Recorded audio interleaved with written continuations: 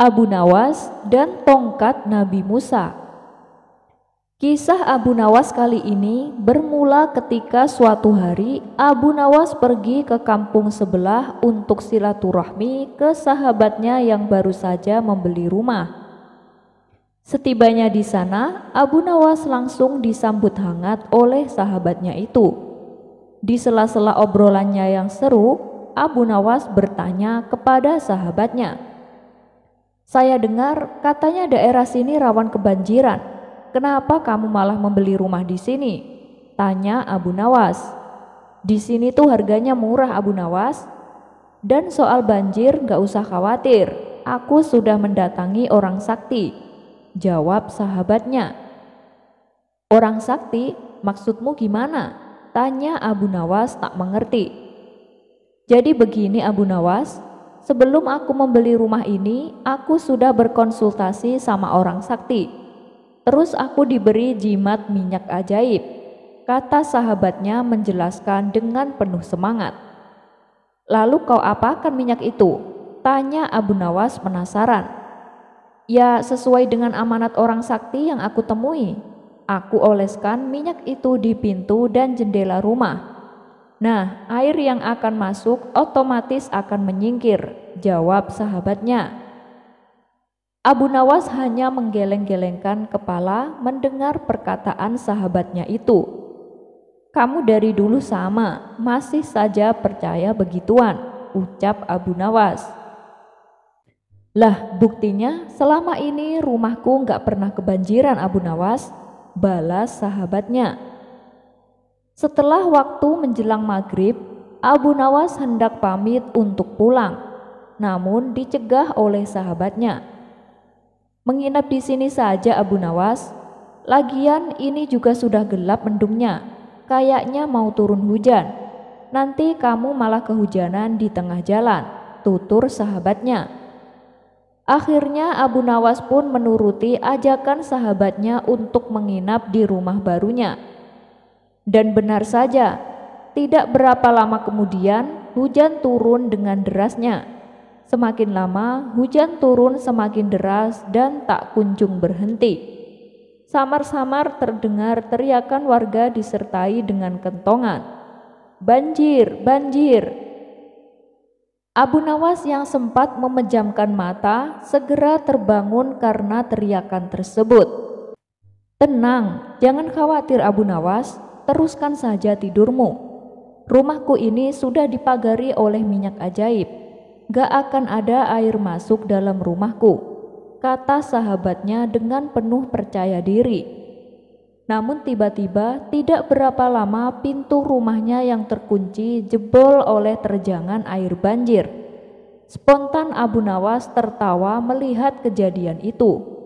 Mau tak mau mereka pun mengamankan barang-barangnya agar tak basah oleh air. Setelah banjir dan air mulai surut, Abu Nawas berkata kepada sahabatnya, "Hei kawan, minyak ajaibnya ternyata gak sakti ya. Rumahmu masih saja terkena banjir." Sahabatnya pun membalas, "Iya nih Abu Nawas, apa mungkin karena aku mengolesi pintunya kurang banyak ya?" Abu Nawas tertawa geli mendengar alasan sahabatnya itu. "Bukan seperti itu, justru kamu salah pilih penangkal banjir. Harusnya jangan pakai minyak ajaib," ujar Abu Nawas. "Masa sih Abu Nawas? Terus apa penangkal yang paling manjur untuk mencegah banjir?" tanya sahabatnya dengan muka serius. "Oh itu gampang, pakai saja tongkat Nabi Musa. Kamu taruh tongkatnya di depan pintu rumahmu, pasti air akan menyingkir," jawab Abu Nawas sambil tertawa. Mendengar jawaban Abu Nawas, sahabatnya itu pun yang awalnya serius menjadi tertawa terpingkal-pingkal. Menepati janji. Seperti biasa, setiap pagi Abu Nawas pergi ke hutan untuk mencari kayu bakar. Kali ini Abu Nawas mendapatkan kayu lebih banyak dari biasanya. Ia pun tak lupa memanjatkan syukur kepada Allah. Kayu bakar yang banyak ini pasti akan menghasilkan uang yang melimpah. pikir Abu Nawas. Tapi saat ia hendak memanggul kayu tersebut, Abu Nawas tak mampu melakukannya. Kemudian lewat 2 orang kawan Abu Nawas. "Hei Abu Nawas, banyak sekali kayumu itu. Kamu gak akan mampu memikulnya sendirian," kata kawannya. "Iya nih, kebetulan sekali kalian datang. Coba bantu letakkan kayu ini di punggungku," pinta Abu Nawas. "Waduh, mohon maaf Abu Nawas, kebetulan kami juga lagi ada kepentingan mendesak. Kami tidak bisa membantumu." "Ya, semoga Allah menolongmu Abu Nawas," jawab mereka berdua dan kemudian pergi meninggalkan Abu Nawas. "Halah, bilang saja gak mau bantu, pakai banyak alasan segala," gerutu Abu Nawas dalam hati. Dengan sekuat tenaga, Abu Nawas mengangkut kayu itu seorang diri. Namun, kejadian naas dialaminya. Ia terpeleset dan jatuh. Kayu-kayu yang dibawanya pun jatuh berserakan kemana-mana. Abu Nawas melihat ke arah sekitar, menengok kanan kiri, tapi tak ada seorang di situ untuk dimintai bantuan. Tiba-tiba lewatlah seorang yang berpawakan tinggi dan besar. "Hei kawan, tunggu, aku minta tolong dong. Kumpulin kayu bakar yang berserakan dan letakkan di punggungku," pinta Abu Nawas. "Boleh, tapi upahnya apa nih kalau aku membantumu?" tanya lelaki itu. "Gak ada apapun kawan," jawab Abu Nawas. "Baiklah," balas lelaki tersebut dengan tersenyum. Ia lalu membantu Abu Nawas mengumpulkan kayu yang berserakan dan meletakkannya di punggung Abu Nawas. Kemudian Abu Nawas melanjutkan perjalanannya menuju pasar. Dari hasil penjualan kayunya, Abu Nawas mendapatkan uang yang cukup banyak. Saat ia hendak pulang, tiba-tiba ia dihadang lelaki yang telah menolongnya. Lelaki itu menjulurkan tangannya sambil berkata, "Mana upahku?" "Upah? Upah yang mana?" tanya Abu Nawas heran. "Lah, tadi kan kamu bilang akan memberiku upah," balas lelaki tersebut. Maka terjadilah percekcokan di antara mereka berdua. Karena tak ada yang mau mengalah, lalu mereka sepakat untuk membawa masalah ini ke hadapan Tuan Hakim. Dan singkat cerita, sampailah mereka berdua di hadapan Tuan Hakim. Mereka lalu mengadukan masalahnya. "Tuan Hakim, Abu Nawas ini sudah berjanji akan memberi saya upah. Tapi ketika saya tagih, dia tak mau memberikannya," ujar lelaki itu. "Benar kamu gak mau memberikannya Abu Nawas?" tanya Tuan Hakim. "Iya benar sih, tapi aku bilangnya kan gak ada apapun, namun dia memaksaku untuk memberikan upah," kata Abu Nawas membela diri. "Apapun janjimu, kamu harus memberikannya Abu Nawas. Saya kira ini adalah keputusan yang adil untuk kalian berdua," tutur Tuan Hakim. Mendengar keputusan Tuan Hakim, Abu Nawas terdiam untuk beberapa saat. Ia pun mulai menangkap maksud dari ucapan Tuan Hakim. "Baiklah Tuan Hakim, saya akan memberikan dia upah sesuai dengan apa janji saya," ucap Abu Nawas. Abu Nawas lalu mengambil kantong kosong di sakunya dan memberikannya kepada lelaki tersebut. Betapa girangnya lelaki itu. Ia segera meraih kantong dari Abu Nawas dan tangannya merogoh ke dalam kantong itu. Menyadari bahwa itu adalah kantong kosong, lelaki tersebut menjadi marah. "Apa-apaan ini? Abu Nawas menipu Tuan Hakim. Dia memberikan kantong kosong," kata lelaki itu mengadu. "Memangnya apa isi kantong itu?" tanya Tuan Hakim. "Gak ada apapun Tuan Hakim," jawab lelaki tersebut. "Nah, kalau gitu berarti Abu Nawas sudah membayar upahnya. Bukankah Abu Nawas bilang kalau upahnya adalah gak ada apapun?" jelas Tuan Hakim. Dengan ini permasalahan kalian saya anggap selesai. Silahkan kalian berdua pulang ke rumah masing-masing, ucap Tuan Hakim. Roti penolak miskin. Kita pasti sudah tahu bahwa Abu Nawas merupakan tokoh sufi yang sangat terkenal akan kecerdikannya. Bukan hanya cerdik, tapi ia juga terkenal akan kelucuannya. Hal inilah yang membuat orang-orang merasa betah kumpul bersamanya. Kehadiran Abu Nawas seolah bagaikan magnet. Dimanapun ia berada selalu dikerumuni oleh kawan-kawannya. Dan ternyata di balik tingkah lucunya, Abu Nawas juga merupakan sosok yang sangat dermawan. Meskipun hidup pas-pasan, ia selalu menyisihkan rizkinya untuk orang-orang miskin. Kisah ini bermula ketika ada dua sahabat karib yang mana mereka sama-sama berprofesi sebagai seorang pengemis. Mengetahui akan kedermawanan Abu Nawas, kedua pengemis ini berinisiatif mendatangi rumah Abu Nawas. Maka pergilah kedua orang ini menuju rumah Abu Nawas. Sesampainya di depan rumah, pengemis pertama berkata, "Ya Allah, semoga Engkau memberiku rizki dengan kemurahan-Mu." Dan pengemis kedua pun berkata, "Ya Allah, karena Abu Nawas dermawan, semoga ia mau memberiku rizki." Abu Nawas yang sedang berada di dalam rumah mendengar doa kedua pengemis itu. Ia pun kemudian membukakan pintu. Pengemis pertama diberi uang 2 dirham, sedangkan pengemis kedua yang menyebut namanya diberi sepotong roti. Bila diuangkan, harga sepotong roti itu ternyata setara dengan uang 2 dirham. Ketika menerima sedekah dari Abu Nawas, reaksi keduanya berbeda. Pengemis pertama tampak ikhlas dan bersyukur, sedangkan pengemis kedua merasa kecewa. "Kawan, kamu diberi apa sama Abu Nawas?" tanya pengemis kedua.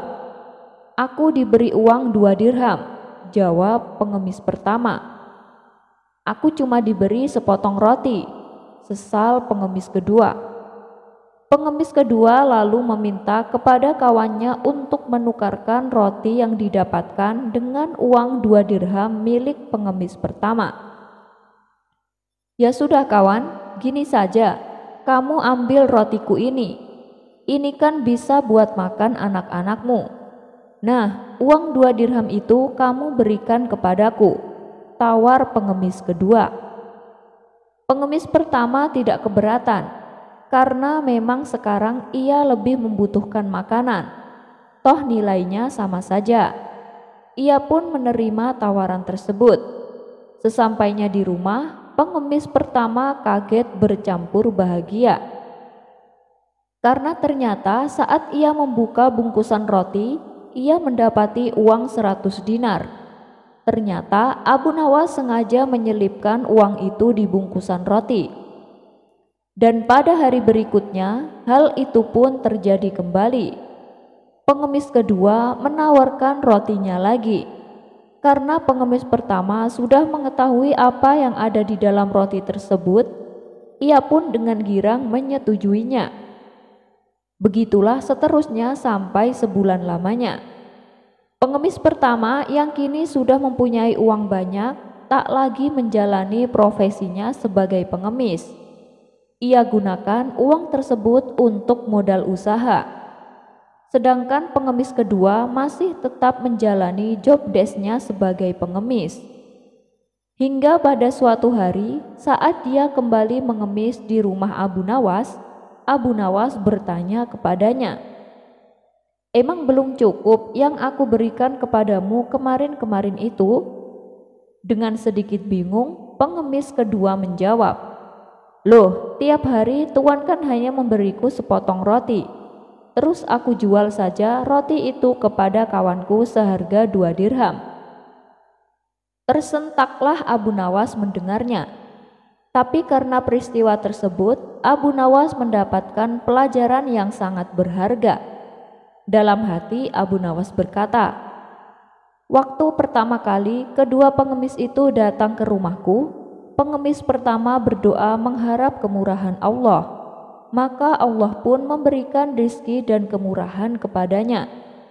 Sedangkan pengemis kedua berdoa mengharap kemurahanku, maka Allah haramkan pengemis kedua atas pemberianku, walaupun aku ingin memberinya. Sungguh ini membuatku sadar bahwa Sang Pembuat takdir tak dapat terkalahkan, dan Dia Maha Kuasa atas segala sesuatu. Serangan sop kambing. Setiap kali ada tetangga yang mengadakan pesta, biasanya Abu Jahil lah yang paling rakus. Tanpa rasa malu, ia makan semua hidangan yang ada di atas meja. Bahkan ia pernah sampai menyembunyikan makanan di dalam kantong bajunya. Perbuatan ini membuat tamu-tamu yang lain merasa risih. Tapi oleh Abu Nawas dijadikan kesempatan untuk mengerjai Abu Jahil. Dan peristiwa itu sudah sering sekali terjadi. Dimanapun tempat yang mengadakan acara pesta, lalu Abu Jahil menunjukkan sifat rakusnya, dan disitulah Abu Nawas langsung mengerjainya. Tentu saja ulah konyol Abu Nawas ini membuat tamu yang hadir tertawa terpingkal-pingkal. Sementara Abu Jahil yang sering jadi bahan tertawaan menyimpan rasa dendam kepada Abu Nawas. Ia pun berniat ingin membalas perbuatannya. Hingga pada suatu ketika, Tuan Hamid yang merupakan tetangga mereka hendak mengadakan pesta syukuran. Semua tetangga diundang untuk makan malam, termasuk Abu Jahil dan Abu Nawas. Ini kesempatan yang tepat untuk membalas Abu Nawas, pikir Abu Jahil.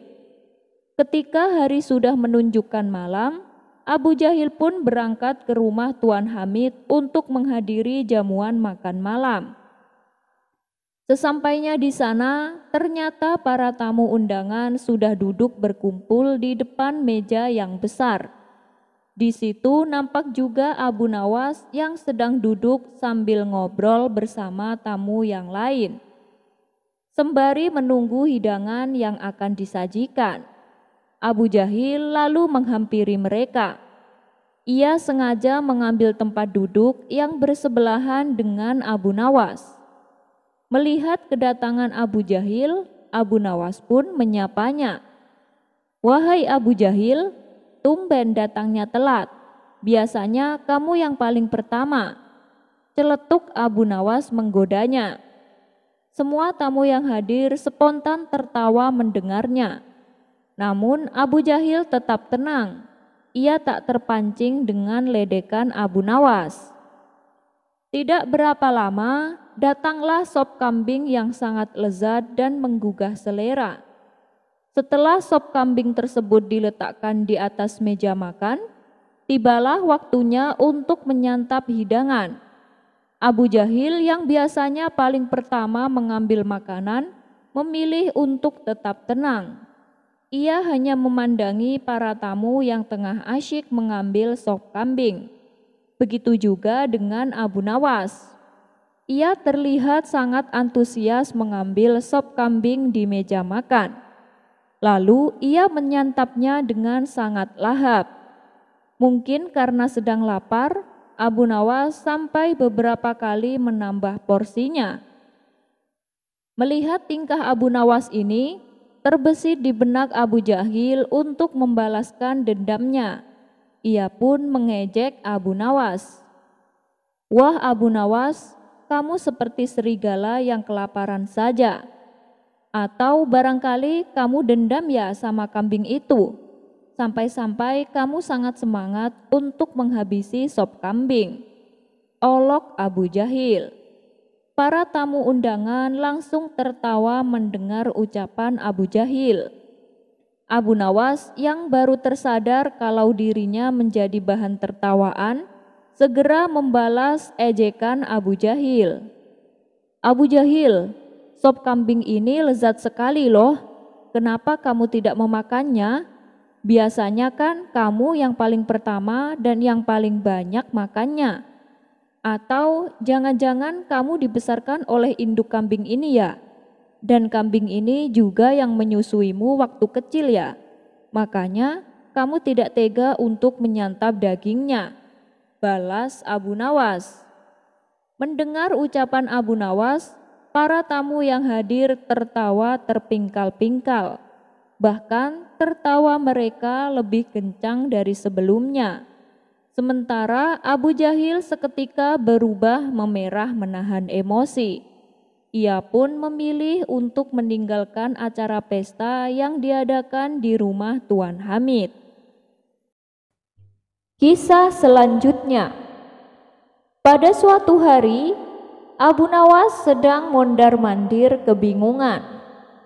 Itu disebabkan karena dia hanya punya waktu 3 hari lagi untuk melunasi semua hutang-hutangnya. Aset hartanya akan disita oleh kerajaan.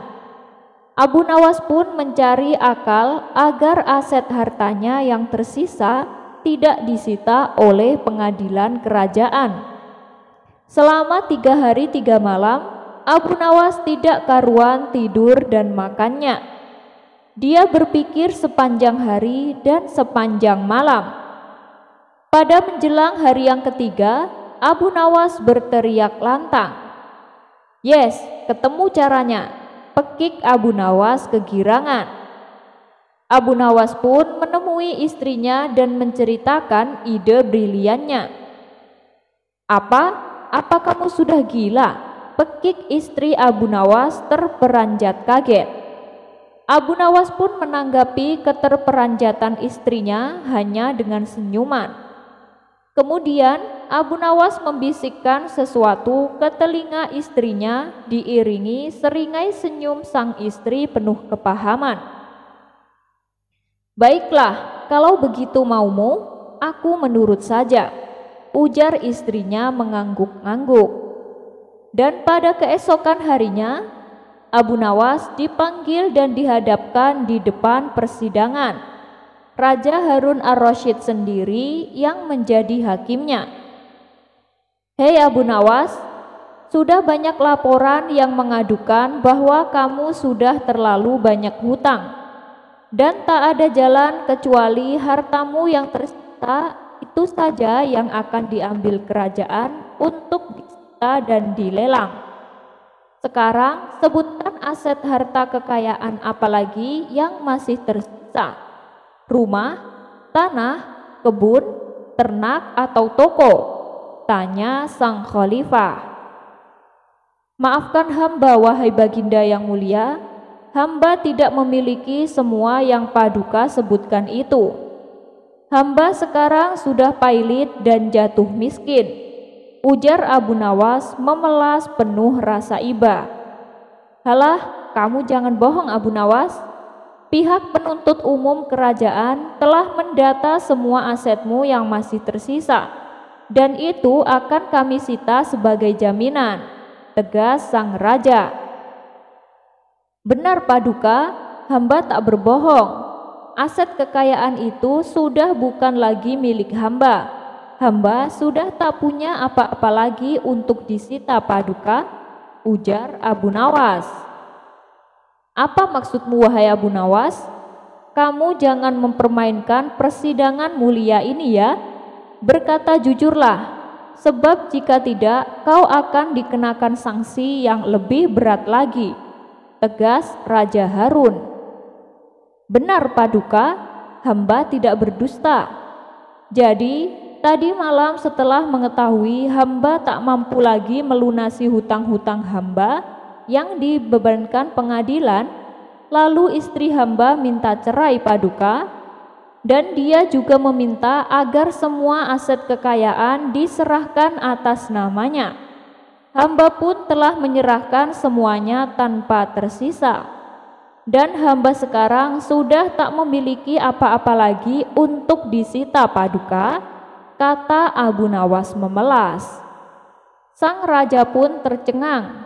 Dia memikirkan bahwa apa yang dilakukan oleh Abu Nawas memang benar adanya. Bahkan menurut peraturan undang-undang di kerajaan, apabila seseorang sudah jatuh bangkrut dan dinyatakan pailit, maka semua tuntutan hutang-hutangnya dibebaskan oleh kerajaan. Istri Abu Nawas pun beserta saksi-saksinya dihadirkan untuk bersaksi sebagaimana kesaksian Abu Nawas. Dan benar adanya, Abu Nawas telah menceraikan istrinya dan ia pun telah menyerahkan aset kekayaannya kepada istrinya. Walhasil, akhirnya keputusan sidang memutuskan bahwa Abu Nawas dibebaskan dari segala tuntutan hutang. Setelah diketok palu, Abu Nawas segera berdiri menggandeng bahu istrinya. Orang-orang pun terheran-heran dan bertanya mau kemana dia membawa istrinya itu. Abu Nawas dengan santai menjawabnya, "Ya, aku ingin mengajaknya rujuk kembali." Sang raja dan semua hadirin yang hadir hanya bisa menggeleng-gelengkan kepalanya melihat kecerdasan si Abu Nawas ini, melepaskan diri dari hutang serta ancaman sitaan harta dari pengadilan kerajaan. Adapun kisah tadi boleh jadi hanya sekedar anekdot humor, tapi meski demikian, jika dianalisa lebih jauh, memang tidak sedikit pejabat dan koruptor menggunakan trik licik ini untuk terlepas dari jeratan hutang dan sitaan bank. Jika seseorang sudah tak mampu melunasi hutang-hutangnya atau dia dinyatakan pailit, maka tentu saja aset kekayaan yang masih tersisa akan disita oleh bank.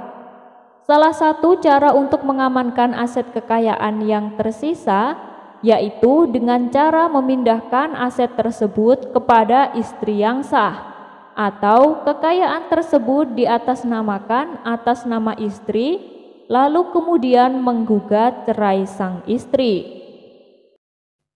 Tertipu minyak wangi.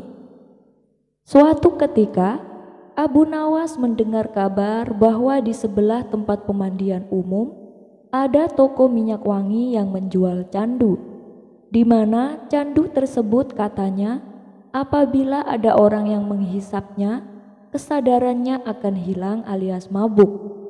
Karena penasaran, Abu Nawas pun timbul keinginan untuk mencobanya. Maka berangkatlah ia menuju toko minyak wangi tersebut. Ia lalu membeli sedikit candu dan dibawanya ke pemandian umum sambil berendam di air.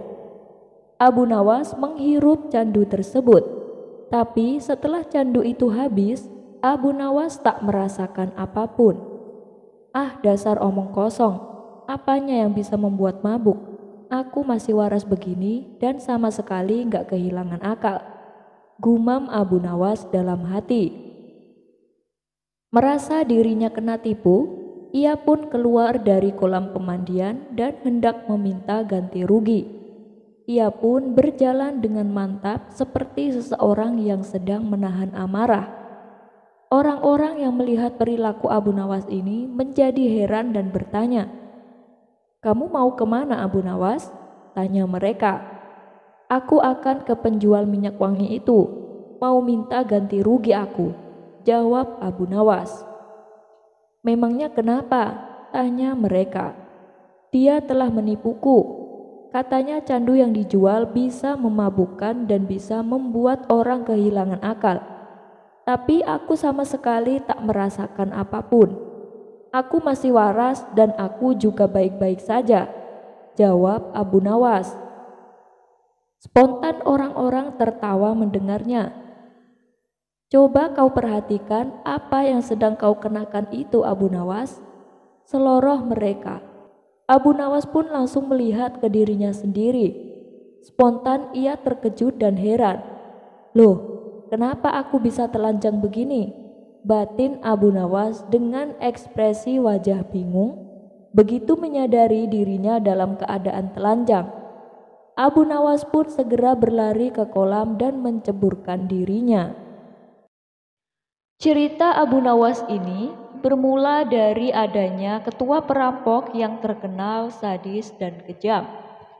Ia mempunyai puluhan anak buah yang juga tidak kalah sadisnya. Mereka kerap melakukan aksi di tengah gurun pasir yang gersang, jauh dari permukiman penduduk. Bagi siapa saja yang melewati daerah kekuasaannya, maka akan bernasib sial, terutama rombongan kabilah yang membawa barang dagangan. Apabila ada yang berani menolak atau melawan saat dirampok, gerombolan perampok tersebut tidak segan-segan membunuhnya. Suatu ketika, Tuan Hamid berencana pergi ke negeri seberang untuk membawakan pesanan, yakni sebuah perhiasan emas. Namun, ia ragu melakukannya sebab harus melewati gurun pasir yang merupakan kawasan komplotan perampok sadis tersebut. Tuan Hamid pun bingung dengan situasi yang dialami, sementara ia harus mengirim emas pesanan secepatnya. Setelah merenung agak lama, terlintas di benaknya sosok Abu Nawas. Semoga saja dia bisa membantuku, pikir Tuan Hamid. Dia lantas pergi menemui Abu Nawas. Sesampainya di rumah Abu Nawas, Tuan Hamid lalu mengungkapkan permasalahannya. "Wahai Abu Nawas, aku bingung dengan situasi yang sedang aku alami. Barangkali kamu bisa membantuku," ujar Tuan Hamid. "Masalah apa yang membuatmu bingung?" tanya Abu Nawas. "Begini Abu Nawas, besok aku harus mengirim perhiasan emas ke negeri seberang. Tapi aku takut karena harus melewati gurun pasir yang menjadi tempat komplotan perampok sadis. Aku dengar siapapun yang melewati daerah itu pasti hartanya dirampok sampai ludes. Kalau menolak akan dibunuh," ucap Tuan Hamid. "Menurutmu apa yang harus aku lakukan?" tanya Tuan Hamid mengimbuhkan. Sejenak Abu Nawas terdiam. Dalam hati ia berkata, "Mereka memang perampok yang sadis. Aku dengar tidak ada yang bisa selamat melewati daerah itu kecuali dengan pertolongan Allah Subhanahu wa Ta'ala." "Ya sudah, begini saja Tuan Hamid, aku akan membantumu. Biarkan aku yang melakukan tugas itu," ucap Abu Nawas. "Maksudmu, kau yang akan mengantar emasnya?" tanya Tuan Hamid.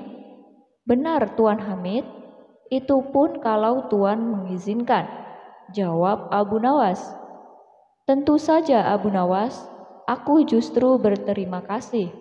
Kalau kau berhasil menjalankan tugas ini, akan aku beri hadiah," kata Tuan Hamid kegirangan. Singkat cerita, berangkatlah Abu Nawas membawakan emas Tuan Hamid. Dia ikut rombongan kabilah besar yang sama-sama menuju negeri seberang. Saat tengah malam tiba, sampailah mereka di tengah gurun pasir yang merupakan daerah komplotan perampok sadis. Dari kejauhan, Abu Nawas melihat ada gubuk kecil yang dihuni oleh satu orang.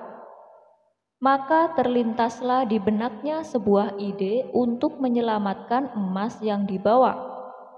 "Sebelum dihadang para perampok, lebih baik aku titipkan emas ini kepada orang penghuni gubuk itu," pikir Abu Nawas. Ia pun segera memisahkan diri dari rombongan dan berjalan menuju gubuk itu. "Kawan, bolehkah aku menitipkan barang ini sebentar?" tanya Abu Nawas. Orang penghuni gubuk itu menjawab, "Oh, silahkan, taruh saja di dalam." Setelah menitipkan emas, Abu Nawas lalu mengejar rombongannya dan kembali berjalan bersama para kabilah. Tidak lama kemudian, tiba-tiba komplotan perampok muncul menghadang dengan pedang terhunus di tangannya.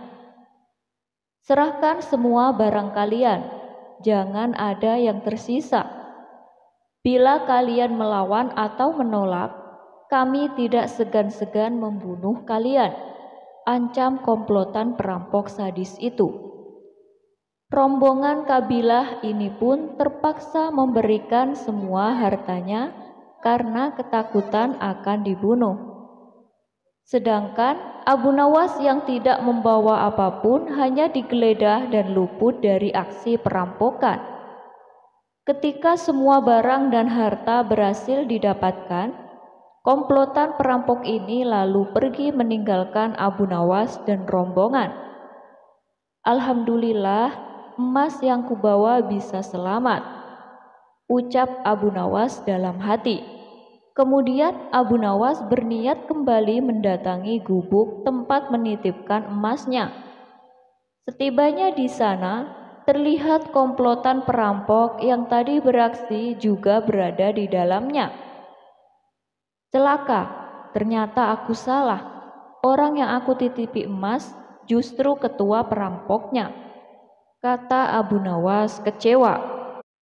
Saat hendak pergi, ketua perampok melihat kehadiran Abu Nawas. "Hai tuan, kemarilah, jangan takut," teriaknya. Sesaat Abu Nawas ragu dengan tawaran ketua perampok tersebut. Kalaupun aku lari, pasti akan mudah ditangkap oleh mereka dan bisa-bisa dibunuh. Lebih baik aku datangi saja. Hanya kepada Allah aku meminta perlindungan, ucap Abu Nawas dalam hati. Lalu Abu Nawas memberanikan diri menghampiri mereka. "Tuan mau mengambil barang titipan Tuan?" tanya ketua perampok. "Benar, aku kesini berniat untuk mengambilnya," jawab Abu Nawas. "Ambillah dan segera tinggalkan tempat ini," ucap ketua perampok. Abu Nawas sempat terkejut dan heran dengan ucapannya.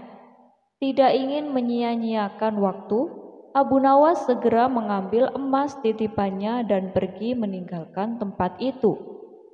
Saat Abu Nawas berjalan menjauh, sayup-sayup terdengar percakapan para komplotan perampok tersebut. "Kenapa Tuan membiarkan orang asing itu mengambil hartanya?" tanya salah satu anak buah.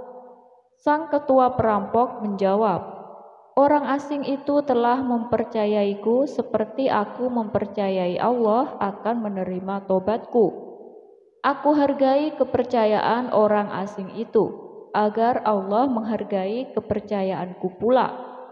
Mendengar hal itu, barulah Abu Nawas tahu bahwa sebenarnya si ketua perampok adalah orang yang ingin bertobat. Raja disuruh mencium pantat ayam. Pada suatu hari,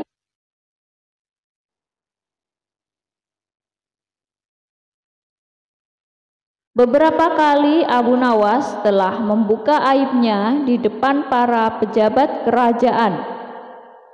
Berlatar belakang dendam inilah, akhirnya raja hendak menciptakan jebakan terhadap Abu Nawas. Jika Abu Nawas gagal menghadapi jebakan tersebut, maka sanksi akan diberikan kepadanya. Dipanggillah Abu Nawas untuk menghadap Raja Harun ar-Rasyid. Setelah melewati beberapa prosedur, sampai juga Abu Nawas di istana kerajaan. Sang raja kemudian memulai pertanyaannya. "Wahai Abu Nawas, di depan mejaku itu ada sepanggang daging ayam yang enak dan lezat dilahap. Tolong segera ambilkan." Abu Nawas tampak resah dengan perintah tersebut. Alasannya yakni tak biasanya dia disuruh mengambilkan makanan raja. "Mungkin raja ingin menjebakku, saya harus waspada," kata Abu Nawas dalam hati. Perintah itu. Setelah mengambil ayam panggang sang raja, Abu Nawas kemudian memberikannya kepada raja. Namun sang raja belum eksklusif menerimanya. Ia bertanya lagi, "Abu Nawas, di tanganmu ada sepotong ayam panggang lezat, silahkan dinikmati." Begitu Abu Nawas hendak menyantap ayam panggang tersebut, tiba-tiba raja berkata lagi, "Tapi ingat Abu Nawas, dengarkan dulu petunjuknya. Jika kau memotong paha ayam itu, maka saya akan memotong pahamu. Dan jika kau memotong dada ayam itu, maka saya akan memotong dadamu. Tidak hanya itu saja, jika kau memotong dan memakan kepala ayam itu, maka saya akan memotong kepalamu.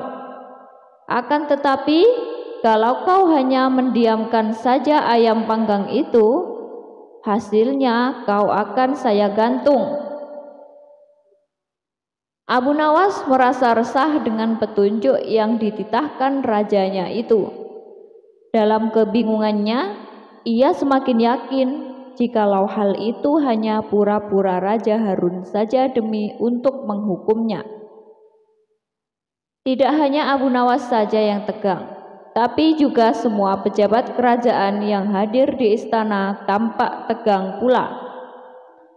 Mereka hanya dapat menebak dalam hati ikhwal maksud dari perintah rajanya itu. Hampir 10 menit lamanya Abu Nawas hanya membolak-balikkan ayam panggang itu. Sejenak suasana menjadi hening. Kemudian Abu Nawas mulai mendekatkan ayam panggang itu sempurna di indera penciumannya. Para hadirin yang tiba atas permintaan raja mulai resah dan tidak mengerti apa yang dilakukan Abu Nawas. Kemudian terlihat Abu Nawas mendekatkan indera penciumannya sempurna di pantat daging ayam bakar yang kelihatan sangat enak itu. Beberapa menit kemudian ia mencium pantat ayam bakar itu. Setelah selesai mencium pantat ayam bakar itu, kemudian Abu Nawas berkata, "Jika saya harus memotong paha ayam ini, maka Baginda akan memotong pahaku. Jikalau saya harus memotong dada ayam ini, maka Baginda akan memotong dadaku. Jikalau saya harus memakan dan memotong kepala ayam ini, Baginda akan memotong kepalaku. Tetapi coba lihat, yang saya lakukan yakni mencium pantat ayam ini," kata Abu Nawas. "Apa maksudmu, wahai Abu Nawas?" tanya Baginda. "Maksud saya adalah kalau saya melaksanakan demikian, maka Baginda juga akan membalasnya demikian, layaknya ayam ini. Nah, saya hanya mencium pantat ayam panggang ini saja, maka Baginda juga harus mencium pantat ayam panggang ini pula," terang Abu Nawas. Sontak saja klarifikasi Abu Nawas itu menciptakan suasana yang tegang menjadi tampak tak menentu. Para pejabat yang hadir menahan tawa, tetapi ragu-ragu alasannya, yakni takut dieksekusi raja. Sementara itu, raja yang mendengar ucapan Abu Nawas mulai memerah mukanya. Raja tanpa aib untuk kesekian kalinya. Untuk menutupi rasa malunya itu, dia memerintahkan Abu Nawas untuk pulang dan membawa pergi ayam panggang yang enak itu. "Wahai Abu Nawas, cepat pulanglah. Jangan sampai saya berubah pikiran," kata raja. Setibanya di rumah, ia mengundang beberapa tetangganya untuk berpesta ayam panggang. Untuk kesekian kalinya, Abu Nawas sukses mempermalukan Raja Harun ar-Rasyid di depan para pejabat kerajaan. Abu Nawas naik tahta gantikan raja berkat jawab 3 pertanyaan aneh. Abu Nawas mujur banget naik tahta gantikan Baginda Raja. setelah bisa menjawab 3 pertanyaan aneh. Bermula ketika raja mengutus para pengawal untuk memanggil Abu Nawas. Segera Abu Nawas datang ke istana. Saat itu dia tahu raja sedang kesal, jadi tidak berani menatap wajahnya. "Abu Nawas, kenapa kau tidak datang untuk melihatku hari ini?" tanya raja dengan singkat. "Saya mohon ampun dengan sangat, Baginda Raja. Saya punya banyak pekerjaan untuk diselesaikan," jawab Abu Nawas. "Jadi kau pikir pekerjaanmu itu lebih penting daripada aku?" tanya balik raja dengan sangat geram. Abu Nawas terdiam. Kemudian raja melanjutkan, "Aku ingin menanyaimu beberapa hal. Kau harus jawab dengan benar. Kalau kau tidak bisa menjawab, aku akan menghukummu." "Apa saja, Baginda?" "Pertama, apa yang Tuhan kerjakan sekarang? Kedua, berapa banyak bintang di langit? Ketiga, di mana titik tengah bumi?" tanya raja. Abu Nawas menjawab, "Saya mohon ampun, Baginda. Saya tidak dapat menjawab pertanyaan-pertanyaan seperti itu sekaligus. Baginda harus memenuhi persyaratan sebelum saya menjawab pertanyaan-pertanyaan itu." "Apa itu?" tanya balik raja kepada Abu Nawas. "Jika Anda bersedia turun dari tahta, saya akan duduk di atasnya dan menjawab pertanyaan-pertanyaan Anda," jawab Abu Nawas. Raja lantas turun dari tahta. Abu Nawas menduduki tahta sultan itu. Kakinya menginjak tikar yang terbuat dari kulit kambing. "Abu Nawas, jawab pertanyaanku," perintah raja yang berdiri kesal di atas lantai. "Pertanyaan pertama Anda, apa yang Tuhan lakukan hari ini?" "Baru saja Tuhan membuat Anda turun dari tahta dan mengangkat seorang manusia awam, Abu Nawas, ke tahta negeri ini," jawabnya. Suasana di sana menjadi hening sebelum raja bertanya, "Bagaimana tentang pertanyaan kedua? Berapa banyak bintang di langit?" "Baginda, jika Anda benar ingin tahu jumlah bintang di langit, biarkan saya memberitahu Anda," ujar Abu Nawas. Tangan kanannya mengambil tikar kulit kambing dari kakinya.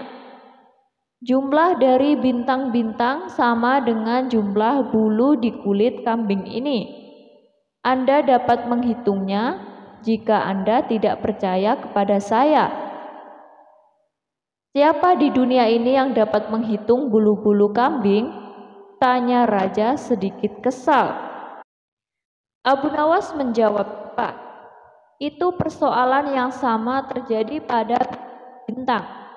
Siapa di dunia ini yang mampu menghitung bintang-bintang? Hanya Tuhan yang tahu." "Baiklah, sekarang aku ingin tahu, di mana titik tengah dari bumi? Cepat jawab."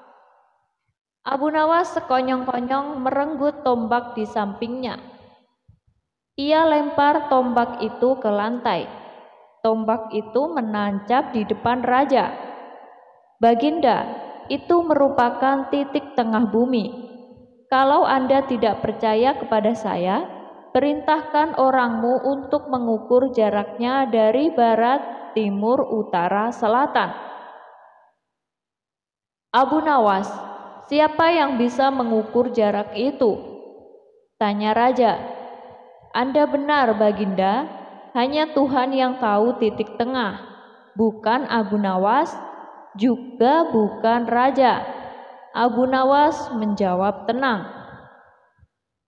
Saat ia mendengar jawaban itu, raja menyadari bahwa Abu Nawas benar-benar seorang yang cerdas dan bijaksana. Ia mencintainya lebih dari sebelumnya.